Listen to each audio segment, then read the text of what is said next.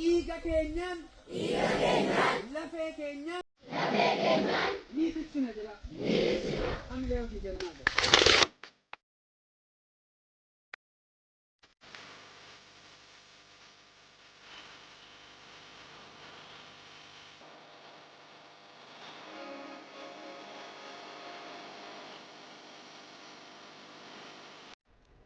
Waraanni bilisummaa Oromoo goleelee Oromiyaa cufa keessatti guyyaa fi halkan aduu fi rooba bonaa fi ganna osoo hin jedhin waraana barcuma faashistii Abiyyi Ahmad tiksuuf uummata Oromoo daruuf bobbaatee haleeluun injifannoo boonsaa galmeessaa diinama golee laaffisaa umurii garbummaa gabaabsaa saba isaatiif xomboora bilisummaa ibsaa fuulduratti tarkaanfachaa jira.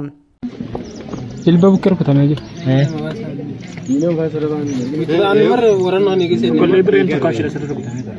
Turre waran ngaiza lapor dengida sabisa korre zakana tukaro mana masal masitnya nona kan mur baba ka baju afro kamera mana sih Dalam ni कैसा? karo ki san mati mi Dhiiga keenyaan lafee keenyaan ni tiksina jira. Hamilee ofii jennaadha. Waraanni bilisummaa Oromoo goleelee Oromiyaa cufa keessatti guyyaa fi halkan aduu fi rooba bonaa fi ganna osoo hin jedhin waraana barcuma faashistii Abiyyi Ahmad tiksuuf uummata Oromoo daruuf bobbaatee haleeluun injifannoo boonsaa galmeessaa diinama golee laaffisaa umurii garbummaa gabaabsaa saba isaatiif xomboora bilisummaa ibsaa fuulduratti tarkaanfachaa jira. Ashamaa harka fuunee hordoftoota keenya kun qophii keenya miijuu injifannootiin qophii miijuu injifannoo keenya kanaan injifannoowwan waraanni bilisummaa Oromoo kutaalee Oromiyaa iddoo garaagaraatti torban kana keessa galmeessee isin biraan geenya haga xumuraatti nu faana bu'aa.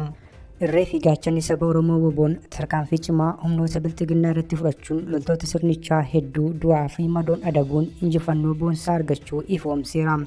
Haala kanaan woboon zoonii kibbaa godina Booranaa aanaa Areeroo Gandirillee keessatti tarkaanfii gaafa 24 bara 2025 loltoota biltiginnaa irratti fudhateen loltoota sirnichaa hedduu du'aa fi madoon adabuun barame. Kana malees qawwee AKM tokko dabalatee woboon meeshaalee waraanaa garaagaraa irraa hiikkachuun dantaa qabsoo bilisummaa Oromootiif galii godheera. Haaluma wal fakkaatuun waraanni bilisummaa Oromoo zoonii lixaa godina Qeellam Wallaggaa aanaa Anfilloo keessatti tarkaanfii cimaa humnoota biltiginnaa irratti fudhachuun barame. Akka kanaan tarkaanfii gaafa 24 bara 2025 ganama barii aanaa Anfilloo ganda Yerarii fi Kollee keessatti fudhateen loltoota biltiginnaa 126 ajjeese 45 madeessuun qolama fayyaatti harkaan qabuun booji'eera. Gama meeshaatiin ammoo qawwee AKM 45 bireenii 3 middiishqaa 1 jooroo diishqaa 8 rasaasota boombii fi qoobii waraanaa irraa hiikkachuun dantaa qabsoo bilisummaa Oromootiif galii gochuu ibseera. Kana malees loltoota biltiginnaa karaa magaalaa Muggii imalaa turan haleeluudhaan 20 battalatti ajjeesuun 12 madee adabeera. Woboon zoonii Arsadiis gaafa 25 bara 2025 godina Shawaa Kibba Lixaa aanaa Sooddoo Daachii ganda galaa Moollichaa iddoo addaa Haroo Hoomaa jedhamu keessatti tarkaanfii jabaa loltoota faashistii Abiyyi Ahmad irratti fudhateen 20 ol battalatti ajjeesuun hedduu ammoo madoon adabee qawwee AKM 2 hidhannoo guutuu waliin irraa hiikkachuun dantaa qabsoo bilisummaa Oromootiif galii godheera. Guyyuma kana jechuunis gaafa 25 bara 2025 woboon zoonii kibba bahaa godina Arsii bahaa aanaa Martii ganda Abbasaa Gorbaa jedhamu keessatti waan biltiginnaa mooraa shaxiitti seenee haleeluudhaan 10 battalatti ajjeesee 17 ammoo madeessuun mooricha keessaa ari'ee baasuu maddeen naannoo sanaa ifoomsaniiru. Dilbata ammoo woboon zoonii lixaa godina Wallagga lixaa aanaa Qilxuqaarraa bulchiinsa magaalaa Agamsaa bal'aatti tarkaanfii cimaa fudhachuun loltoota sirnichaa hedduu du'aa fi madoon adabuun barameera.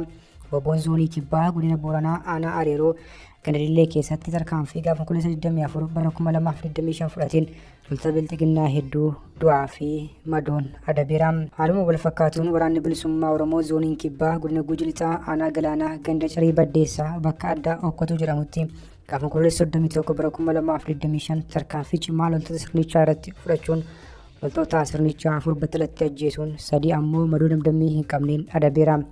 Waraanni bilisummaa Oromoo zooniin giddu galeessaa godina Shawaa lixaa aanaa cobii ganda gabaa sanbataa jedhamu keessatti tarkaanfii gaafa 17 bara 2025 fudhateen loltoota bilxiginnaa 58 battiratti ajjeesuun 42 madoo damdammii hin qabneen adabeera. Gama meeshaatiin ammoo qawwee AKM 26 hidhannoo guutuu rasaasa AKM rasaasa PKM qoobii fi uffata waraanaa irraa hiikkachuun dantaa qabsoo bilisummaa Oromootiif galii godheera. Kana malees loltoota sirnichaa 2 fayyaatti harkaan qabuun booji'eera. Uba keenya jedha. Ubee afaan Oromoo. Uba keenya jedha. Uba keenya ammoo.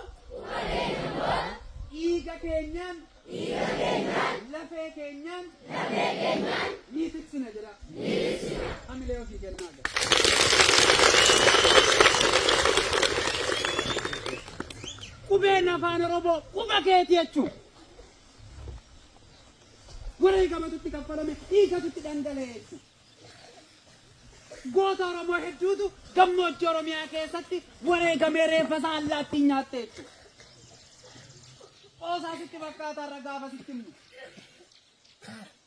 Jaarsa Oromoo jaarsa kabajaatu qeesaa irratti wareegameetu diinni ajjeefteetu awwaalcha dhabee jechuudha. Akkasitti as ga'e qubeen afaan Oromoo. Dhalli Oromoo habarattuun akkasitti as ga'e jechuudha Oromoo. Wanti nu har'a raasofnu kun dhiiga jaallaniiti, dhiiga ilma Oromooti, dhiiga hayyoo Oromooti. Kanaatiif dhala keessan barsiifadha. Kan barate of bara. Mee jecha kana duukaa jedha. Kan barate jedha. Kan barate jedha. Of baraa jedha. Kan of bare immoo balaarraa saba baraaraa jedha.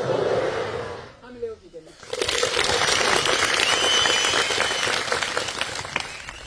Hin baranne taanaan beekumsa sanan qabdu taanaan beekumsa sanan kudhaammanne taanaan balaa sabarraa baraaruu miti saba balaarraa baraaruu miti ofii keeyyuu ga'a miti jechuudha. Ofii keeyyuu har'a addunyaa ammayyoomte kanatti madaqxee jiraachuu hin dandeessu jechuudha. Maali Oromoo nuun darbuu nuyi? Nuti kophee laastikii uffannee guddanne dhalli keessanis kophee laastikii uffachuu qabdi. Kana dhaalchifnaa Oromoo nuun darbuu nuyi. Kan inni nu darbu yoo dhala keenya barsiifanneetti yoo obbolaa keenya barsiifanneetti. Daa'imni kun hin barattu yoo taate balaa biyyaa taati jechuudha. Balaa sitti taati jechuudha. Sitti deebitee si saamti jechuudha. Sitti deebiteetu beekumsa waan hin qabneef barnoota waan hin qabneef sitti deebitee sumayyuu qabeenya keessi saamti jechuudha. Hin baranne taanaan. Kanaaf dhala keessan barsiifadha. Dhalli koo bu'aa biyyaa ta'uu qabdi jettee amanta taanaan daa'ima. Hordoftoota keenya qophiin keenya kun namoota baay'ee bira akka ga'uuf subscribe, like, share taasisaa jechaa qophii miijuu injifannoo keenya kan torban kanaa asumarratti goolabna. Torbee dhufuuf waan goonatti deebinutti nagaatti.